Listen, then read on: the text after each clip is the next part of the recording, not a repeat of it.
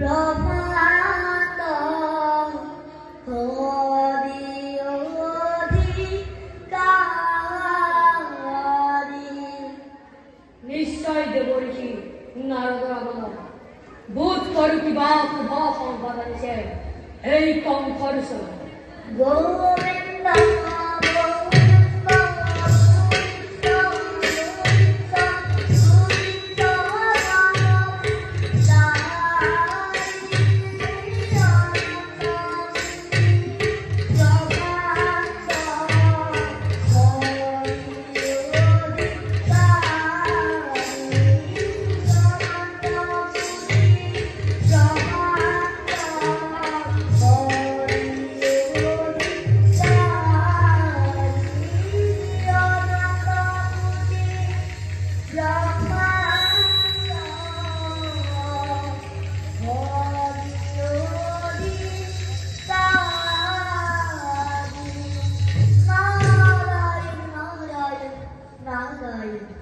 আহক দেবৰ্ষি দয়া কৰি এখন কৰিব বাহক দাসৰ সেৱা কৰিব বাহক।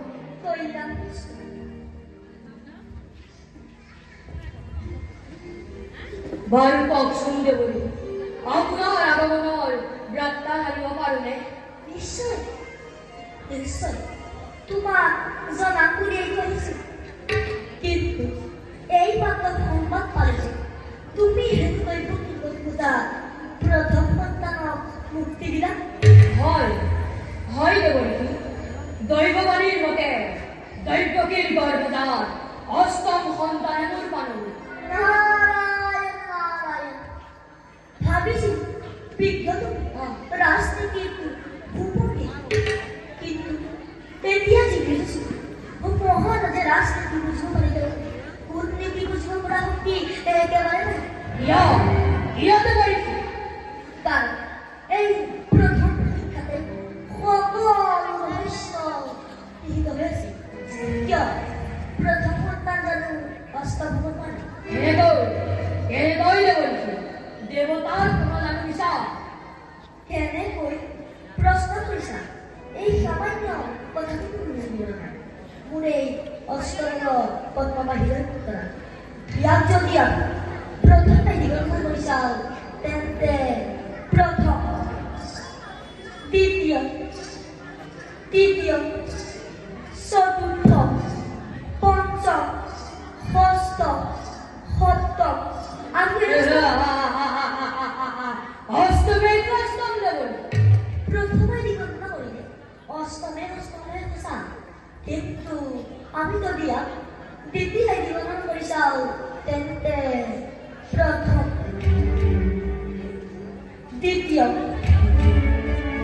তৃতীয় চতুৰ্থ পঞ্চম ষষ্ঠ সপ্তম আমি প্ৰথমে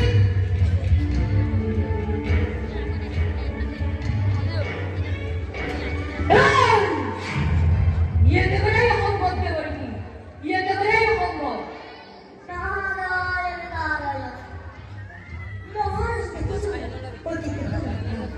এই সংসাৰতো অসম্ভৱ বুলি কোনো ঠাই আজি তুমি ৰজা মই দিব তেওঁ তোমাৰ অন্তৰত জড়িত ঠিক কালিলৈ ইয়াৰ বিপৰীত হোৱাটো তেনেকৈ নহয়নে?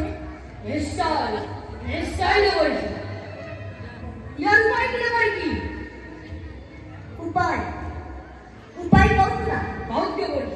অত্যাচাৰ উৎপীড়ন কৰাৰ কত তাকে তুমি ক্ষমা কৰিবা? আনকি তোমাৰ পিতা অগ্ৰসেন মোৰ পিতা উপকেন তোমার পিতা অগ্রসেন তুমি বিশ্বাস করিবা? বহুদিন দৈব গতি করে রাখা অন্ধকার কারণে প্রথমেই হোক বা অষ্টমেই হোক কোনো সন্তানকে তুমি রেহাই নিদিবা। নিশ্চয় দেবৰ্ষি।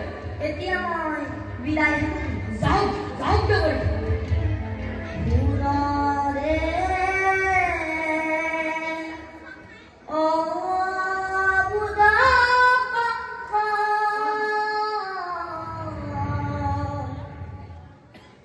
পুনৰে